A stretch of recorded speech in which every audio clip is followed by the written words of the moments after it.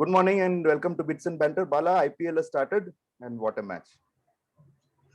I mean, you could not have asked for a better start because match went practically right down to the wire because it finished off the last ball and RCB won and MI. I mean, the more the things change, the more they remain the same, Raj. I would want to say that because for the simple reason, you have MI losing the first match, which is pretty much true to what the script has been for the last 9 years or so. And you have RCB kind of practically botching up the chase, which is also pretty much on the cards. And you also had the IJK stands in Chennai practically, I mean, totally unfilled. Of course, the entire stadium is unfilled. That's the difference. Let's not get there. No, I mean, you said it right. I think that summed up the story because Mumbai is, I think, lost 12 opening encounters of whatever they played. So they were, I think Mumbai somewhere, I think they come to the stadium, to the IPL thinking they only have to win, play 13 matches. The 14th one goes uncounted here. So the mathematics problem is it. In Tamil Nadu, there is a saying, first art on the player, that's what they say. So they come like that only.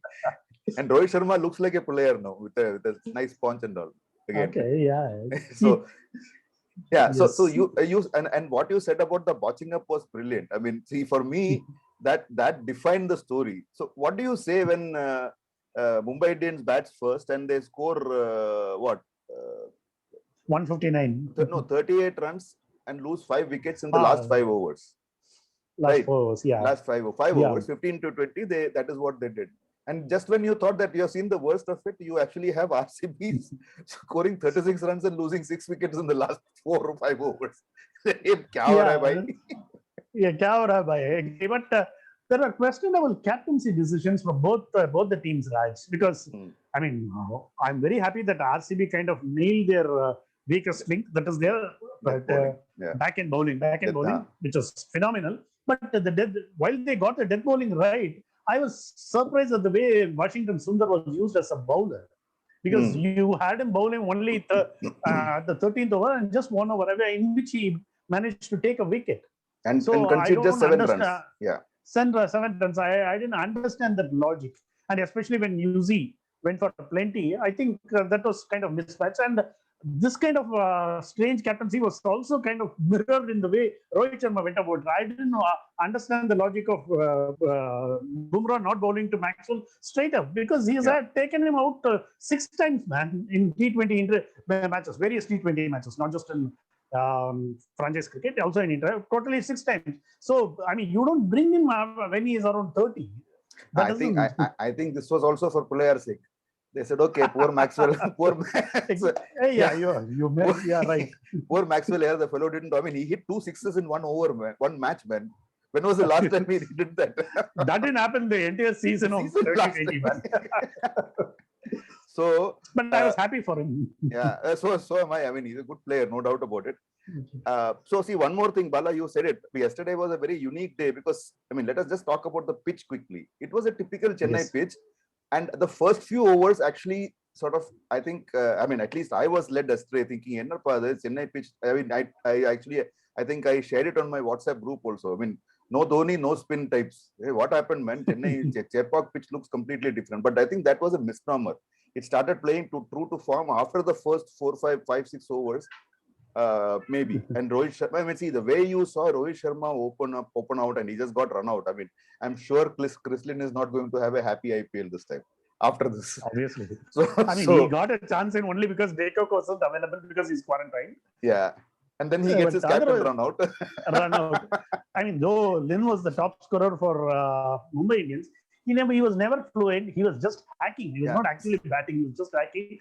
And he kind of took the momentum off because he didn't. The exchange of this thing, play between him and Surya Kumar was never fluent. And one of the reasons why Surya Kumar couldn't get going because he couldn't get the strike for a long period. Yes.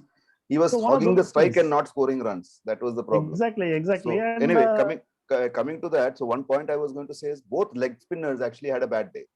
Which is surprising.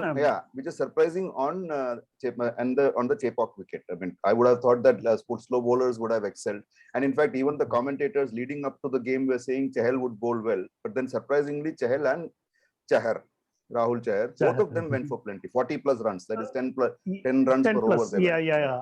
See, but my problem is with Chahal because all through this season against England, he didn't look all that impressive. Though he didn't get to play in all the matches, but he didn't. That was, I mean, at least, I mean, overall, I'm not going to get very specific. There is a downswing in his fortunes as far as Chahal is concerned. And this is not the same. Of course, one of those. Yeah, sorry, but I Chahar was is one of those days.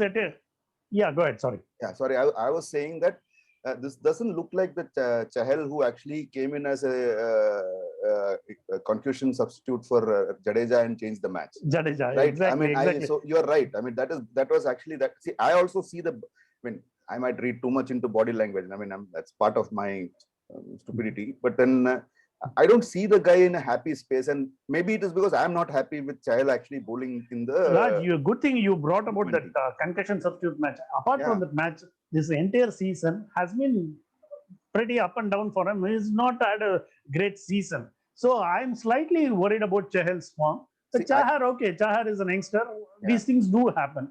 But you are right about the two leg spinners going for it. But it was also a pointer to the things there because our leg spinners being sorted out in T20. That's a larger question. I'll tell you one thing, We'll get to discuss sometime later also. That we'll do. But for Chahal, I want to add one more point. So I see the timing of his dip in form coinciding also with the timing of Kohli deciding to use him in the power play, both for the India version as well as for the IPL. Even in the last IPL, he kept trying Chahal in the early stages, and which is probably not his way of bowling.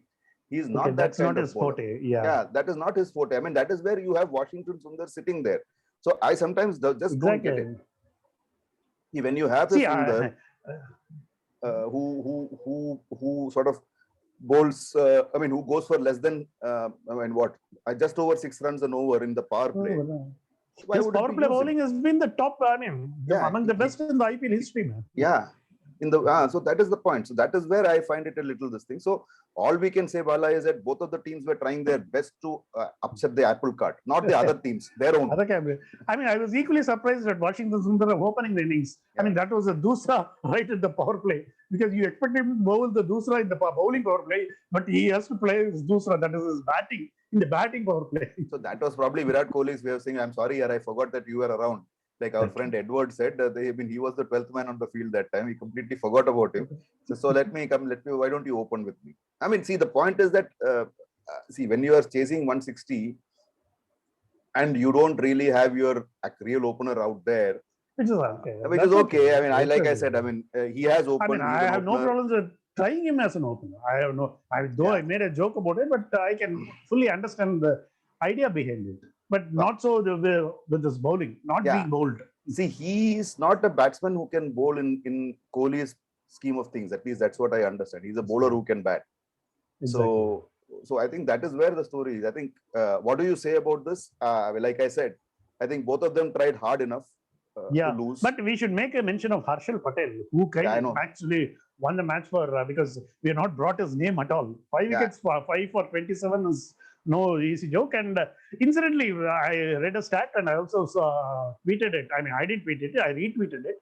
The best bowling figures against Mumbai Indians in the entire IPL history till Harshal Patel was Rohit Sharma, which is interesting. So Harshal Patel actually bet Rohit Sharma. Yeah. As a best but then he was Rohit Sharma. Yeah, obviously Rohit Sharma was with Deccan Chargers those days. Yeah. Rohit Sharma was bowling off spin. It's good that he's continuing his good form from us, Syed Mushtaq Ali. You mentioned that on the tweet or on one of the groups. Because exactly, he was the second highest wicket taker. Incidentally, he also had a good outing as a batsman. He turned up right at the top. So they have if he continues his good form, RCB is in for a good run, Raj, I would think. And of course, AB de Villiers is also in good form. See, my problem with RCB has always been that, they just try too many things. See, Rohit Sharma, Mumbai Indians came and did exactly what they did in the last match when they won the finals. Nothing changed.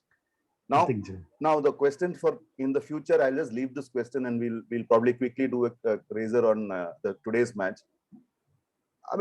do you really want to change things just for the heck of it? Will Kohli go with the same 11 because they have done the job for him? Okay, you can bring in Quinton de Kock and move out Chris Lynn. Other than that, should there be any change in the next team at all? You're in my talking mind, about, no. I mean, you're talking about Kohli and Mumbai Indians. I'm just slightly getting Kohli, because then Chris Lynn and this thing, that's Mumbai Yeah, that's Indians. what I said. Yeah, that's what I said. No, sorry, not Chris Lynn. Who's the...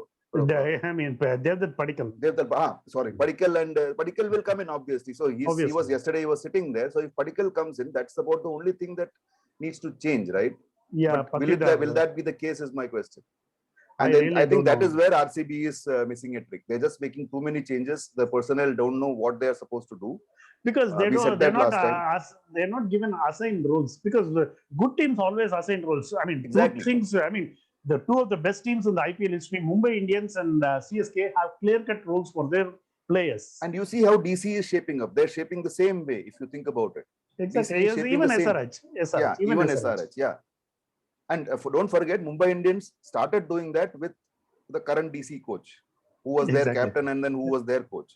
Exactly. So, see, these things are there are some patterns that are inevitable there. They are visible. Just to put a context to what you are saying, Mumbai Indians, there was just two changes, and one of them was forced from the team that played in the finals of 2020. Correct. That's what I said. I mean, they had the same people, same personnel coming and doing the same jobs. Nothing changed. Nothing changed. Right. But Mumbai Indians have something to worry about, because I was not happy with the way they are going with Hardik Pandya, because apparently his arm is still not good. He was underarm his throw, and he's not going to bowl. So he has to fire on all cylinders for Mumbai Indians to be effective. And I was also not sure why Kieron Pollard did not bowl even a single over. So yesterday we saw that. I mean, both teams went with some 7-8 bowlers each. Yeah, but, you put out this thing, post on it. Yeah, Mumbai Indians actually used only 5. They used only 5 bowlers. So, like you said, the two other guys were not bowling. So anyway, we'll drop it there. A quick one on CSK DC. It should be an interesting match. I mean, which is a cliche. Yeah, anyway. Yeah. But I would think the CSK took a scrape through for the simple reason. They have one thing that all teams dream of: 3 gun all-rounders. So right at the middle, if all of them are playing, Ravindra Jadeja, Moeen Ali, and Sam Curran. If I mean, it can also be Dwayne Bravo also. Yeah. So the only thing is, once again, we'll see how the pitch plays, because to me the pitch is probably suited more for DC than MI. See, put it there. You're right. DC is the better team on paper and also on form, because they had a great IPL for 2020. But all I'm saying is, you can't put it past CSK, because CSK, the only worry is the big guns who will turn up may have not had a match experience in recent times. Yes, so that is a key differentiator. I mean, I don't think everybody can be an AB de Villiers. I think we'll leave it there. Hang on. Yeah. Thank you, Bala. We'll catch up tomorrow, and we'll have more people coming in. So in case you guys want to join us, please do send us an email, write to us, because like we kept saying, I mean, this is your show. I mean, we are just sort of having fun. We would love to make friends and have other people come and air their views in this. So most welcome. So in this edition, we'll have more people joining us and more people coming in. So we won't be a fixture. So that that's just a good giving news. You an advance notice. And you might say good riddance, but that's okay. Thanks a lot. Thanks for watching, and see you soon. Bye. Bye.